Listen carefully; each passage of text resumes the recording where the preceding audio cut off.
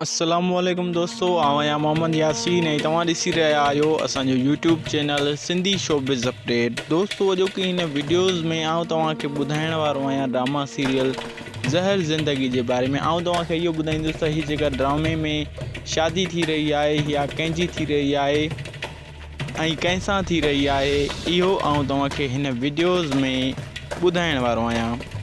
पर दोस्तों video start करण खां पहिरियां आउं तव्हांखे हिकिड़ो नंढड़ो रिक्वेस्ट कंदो हलां। जेकर अञा ताईं बि असांजी हिन वीडियो खे तव्हां लाइक न कयो त महिरबानी करे असांजी हिन वीडियो खे लाइक कंदा, कमेंट कंदा ऐं सब्सक्राइब करण न विसारींदा। असांजे हिन चैनल सिंधी शोबिज़ अपडेट खे सब्सक्राइब करे घंटी जे बटन ते लाज़मी क्लिक कंदा। त दोस्तों अचो त हलूं था वीडियो जे तरफ़ ऐं शुरू कयूं था पंहिंजो वीडियो।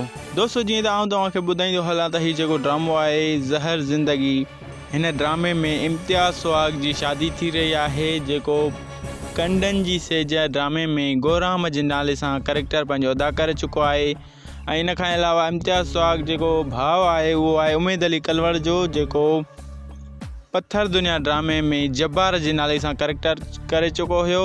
उन्हीअ जो हिन ड्रामे ज़हर ज़िंदगी में भाउ थी चुको आहे। ऐं मां तव्हांखे ॿुधाईंदो हलां त इम्तियाज़ सुहाग जी जेका ज़हर ज़िंदगी ड्रामे में शादी आहे उहा अधूरी शादी रहिजी थी वञे ऐं हू पंहिंजी जज़्बात जा कैरेक्टर हींअर रिकॉर्डिंग करे रहिया आहे ऐं उन जा पिक्चर्स जेके आहिनि अवां दोस्तनि जे साम्हूं स्क्रीन ते उहे हली रहिया आहिनि। ऐं मां तव्हांखे ॿुधाईंदो हलां त ज़हर ज़िंदगी ड्रामे में आज़म मेंगल जी भेण सोनू मिर्ज़ा सां इम्तियाज़ सुहाग जी शादी थी रही आहे। ऐं जीअं त उहा जेका शादी आहे अधूरी रहिजी थी वञे कंहिं मसइले मसाइल जे करे, ऐं इम्तियाज़ सुहाग हिन ड्रामे ज़हर ज़िंदगी में पंहिंजी कावड़ जो इज़हार कंदे हिकु दिलो बणी रहियो आहे। ऐं दोस्तों मां तव्हांखे ॿुधाईंदो हलां त हीउ जेको ड्रामो आहे तमामु बहितरीनु ऐं तमामु सुठो ड्रामो आहे। ऐं जीअं त हिन वक़्तु हिन ड्रामे जी रिकॉर्डिंग हली रही आहे मीरपुर माथेलो शहर में, जंहिंजो डायरेक्टर्स आहे फरज़ंद मलिक उर्फ़ खजू। हिन ड्रामे में फरज़ंद मलिक तमामु सुठा ऐं बहितरीनु अदाकार कास्ट कया आहिनि। ऐं जीअं त हिन वक़्तु असद कुरैशी, सैयद निसार शाह, आज़म मेंगल ऐं इन खां अलावा इम्तियाज़ सुहाग, उमेद अली कलवड़, आज़म मेंगल ऐं इन खां अलावा अज़ीज़ कंबरानी, हबीब पंवर ऐं इन खां अलावा ॿिया काफ़ी मेल तोड़े फीमेल अदाकार फरज़ंद मलिक हिन पंहिंजे ड्रामे ज़हर ज़िंदगी में कास्ट कया आहिनि। ऐं मां तव्हांखे ॿुधाईंदो हलां त फीमेल तमामु सीनियर ऐं लेजेंड अदाकार जेके आहिनि उहे हिन ड्रामे ज़हर ज़िंदगी में कमु कनि पिया। ऐं जीअं त हीउ जेको ड्रामो आहे हीउ ड्रामो तयारु कयो वियो आहे सिंध टीवी जे लाइ।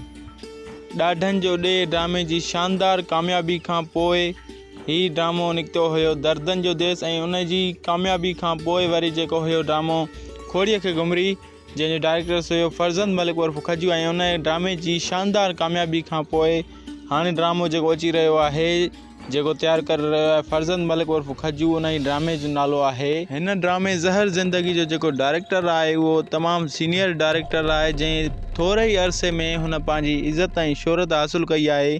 तमामु बहितरीनु डायरेक्टर आहे फरज़ंद मलिक उर्फ़ खजू।